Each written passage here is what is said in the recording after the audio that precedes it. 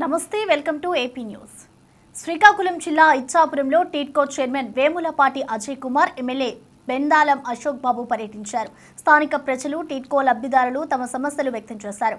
ఎస్ఎస్పేటలో టీడ్కో ఇళ్లలో పరిశీలన చేసి ఆయన అసంతృప్తి వ్యక్తం చేశారు.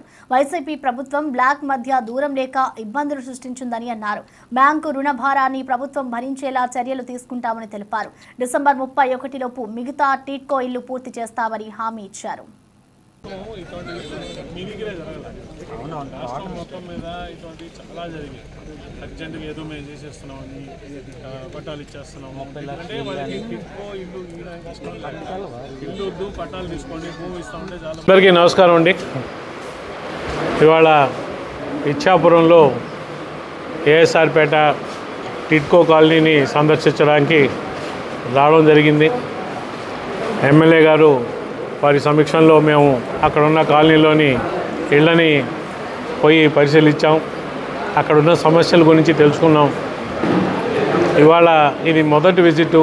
నేను ఉత్తరాంధ్రలోని మన శ్రీకాకుళం జిల్లాలోని 1-2 టిడ్కో కాలనీలు, అలాగే మన్యం జిల్లా, విజయనగరం జిల్లా, విశాఖపట్నం అర్బన్ ఏరియా కింద ఇటువన్నిట్లు కూడా ఒక 7 టిడ్కో కాలనీలు 4 రోజుల్లో మనం విజిట్ చేసి ఇక్కడెక్కడ ఏ పరిస్థితుల్లో ఉన్నాయి, క్షేత్రస్థాయిలో కాలనీలో పరిస్థితి ఏంటి, వీటిని మనం ఎంత త్వరితగతిన కంప్లీట్ చేసి లబ్ధిదారులకు ఇవ్వచ్చు అనే సమీక్ష చేసుకోవడానికి, ఇక్కడున్న ప్రజాప్రతినిధులతో మాట్లాడి ఇక్కడున్న సమస్యలు తెలుసుకొని వాటిని మనం ఏ విధంగా ఆ సమస్యలను పరిష్కారం చేయొచ్చు వీటివన్నిటి కూడా సమీక్షించడానికి ఇక్కడ రావడం జరిగింది. ఎమ్మెల్యే గారితో అక్కడ పోయి చూసాము. అక్కడ పరిస్థితి నిజంగా కూడా కొంచెం విచారకరంగా ఉంది. 3 బ్లాకులు 300 చదరపు అడుగులు, ఒక బ్లాకు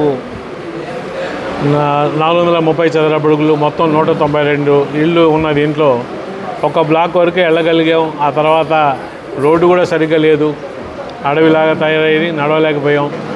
సో ఇటువంటివి గమనించి ఖచ్చితంగా కూడా ఎవరైతే గుత్తేదారులు ఉన్నారో, ఇట్లా కన్స్ట్రక్షన్ చేసేవాళ్ళు కానీ లేదు ఇన్ఫ్రాస్ట్రక్చర్ కానీ, వాళ్ళతో కూడా పిలిచి వాళ్ళని మాట్లాడి వాళ్ళ యొక్క కష్టాలు ఎందుకు ఈ విధంగా అయింది అవి కూడా మేము క్షేత్రస్థాయిలో తెలుసుకుంటున్నాం. కాబట్టి వాళ్ళని పిలిచి మాట్లాడి వాళ్ళని త్వరగా ఇవన్నీ క్లియర్ చేసి, జంగిల్ క్లియరెన్స్ చేసి వీటిని అంతా కూడా నివాసయోగ్యంగా చేయడానికి చేసే విధంగా స్టెప్స్ తీసుకుంటామని, అలాగే ఈ ప్రభుత్వం కొన్ని టిడ్కోకు సంబంధించి నిర్ణయాలు కొన్ని తీసుకుంది.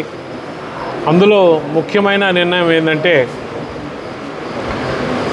క్రిందటి ప్రభుత్వం లబ్ధిదారుల దగ్గర వాళ్ళ చేత డౌన్ పేమెంట్ చేయించడమే కాకుండా వాళ్ళ పేర్ల మీద బ్యాంకులో రుణాలు మంజూరు చేయించి